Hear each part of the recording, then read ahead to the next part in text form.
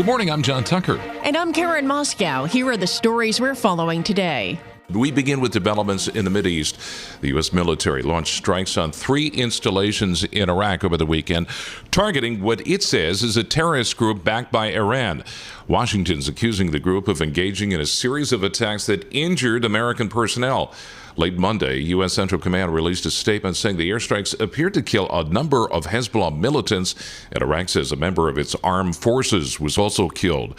Meanwhile, Iran saying an Israeli airstrike in Syria killed a senior commander of its Revolutionary Guard, and Iran's president promising Israel will pay a price for the action. The Lebanese militant group Hezbollah is calling the strike an assassination that crosses a line.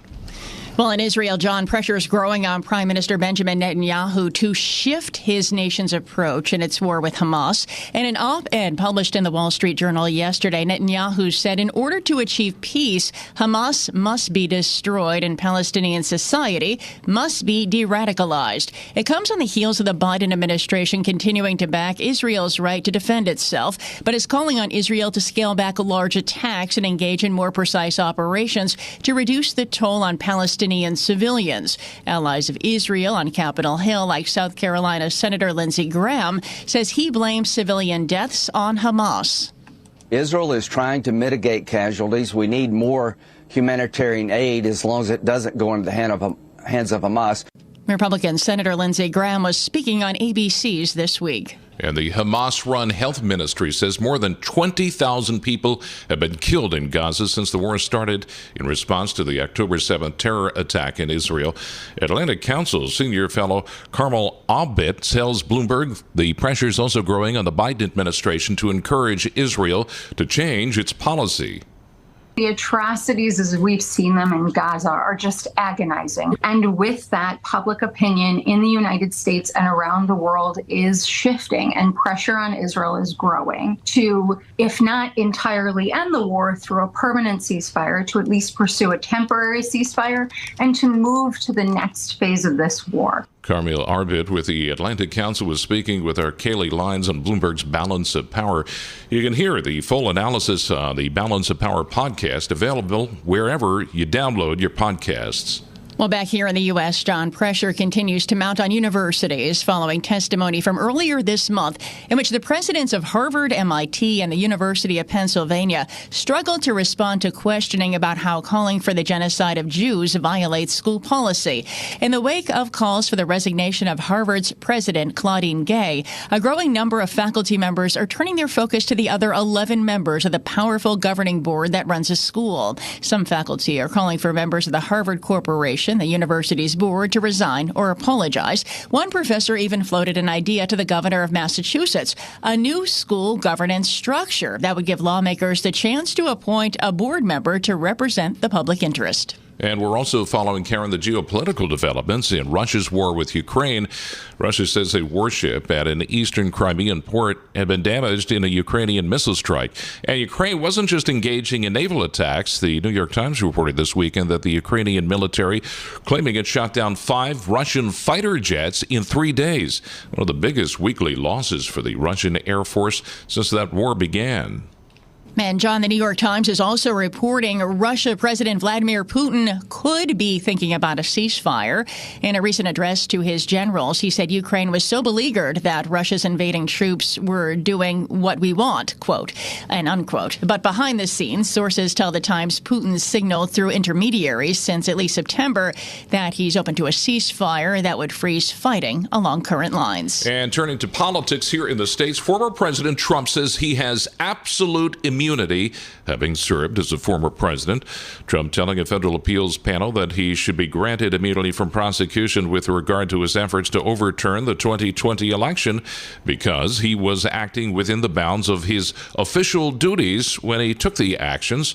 The appeals panel has said it will hear the arguments January 8th. Let's go to markets now. John, Wall Street's returning to a holiday-shortened trading week, and Bloomberg's Charlie Pellet joins us with a preview.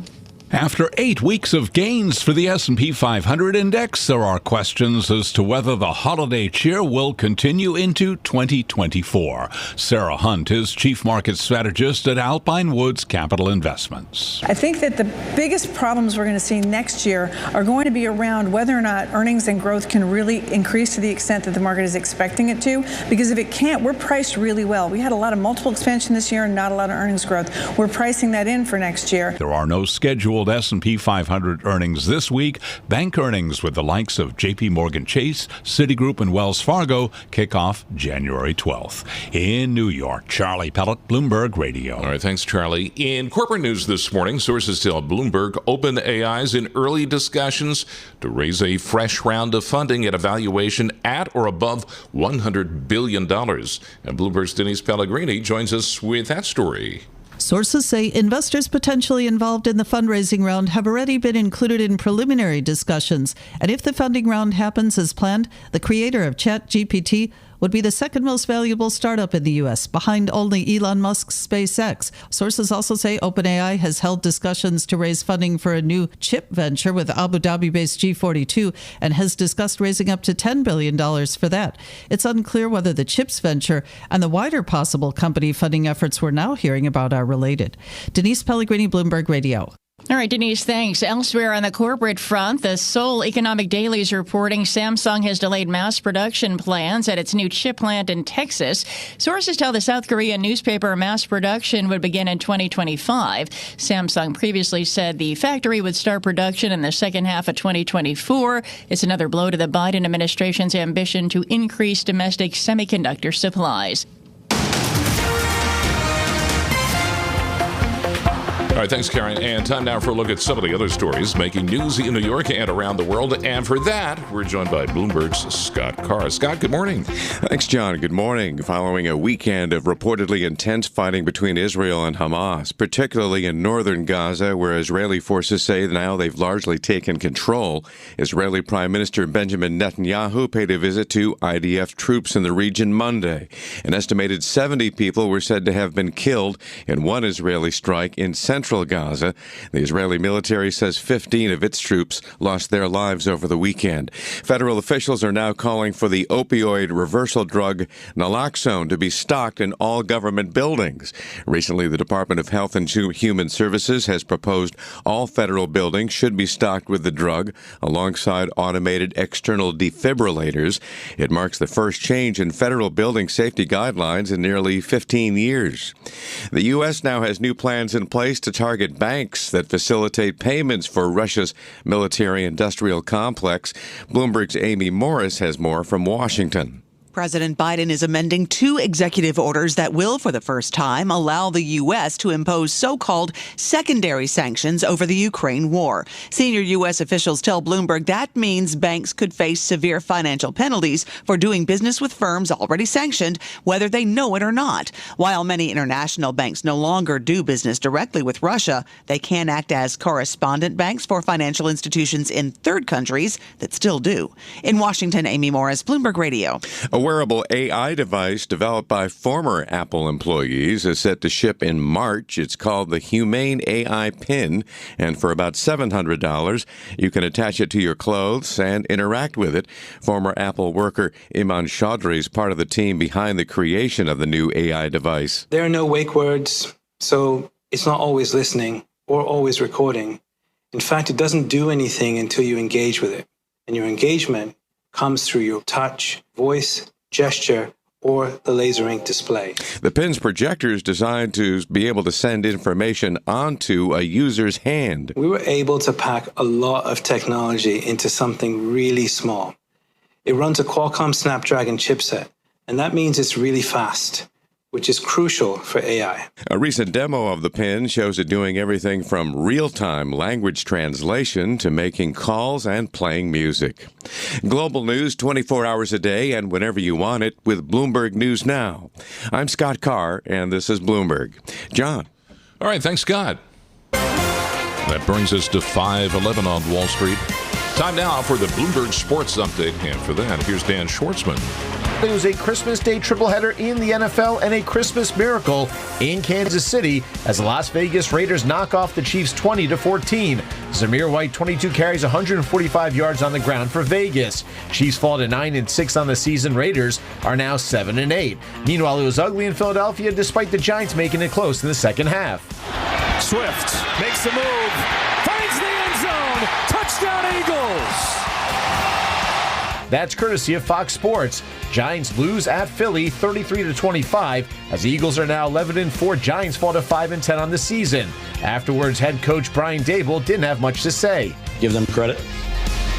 Came down to the end and just right then to get it done. That's courtesy of Giants.com. And in the finale, the Ravens now 12-3, winners of 5 in a row. They dominate the 49ers in San Francisco 33-19 as Brock Purdy throws 4 interceptions for the 49ers. 5 games on the NBA docket. Knicks surprised the Bucks in New York 129-122. Jalen Brunson, 38 points. Nuggets knocking off the Warriors 120-114. Celtics a road win over the Lakers in Los Angeles 126-115. Kristaps Porzingis, 28 points, 11 rebounds, while the 76ers fall to the Heat in Miami 119-113, and Luka Doncic with 50 points for the Mavericks in a 128-114 win on the road in Phoenix. That's your Bloomberg Sports Update. I'm Dan Schwartzman. From coast to coast, from New York to San Francisco, Boston to Washington, D.C., nationwide on SiriusXM, the Bloomberg Business app, and Bloomberg.com. This is Bloomberg Daybreak.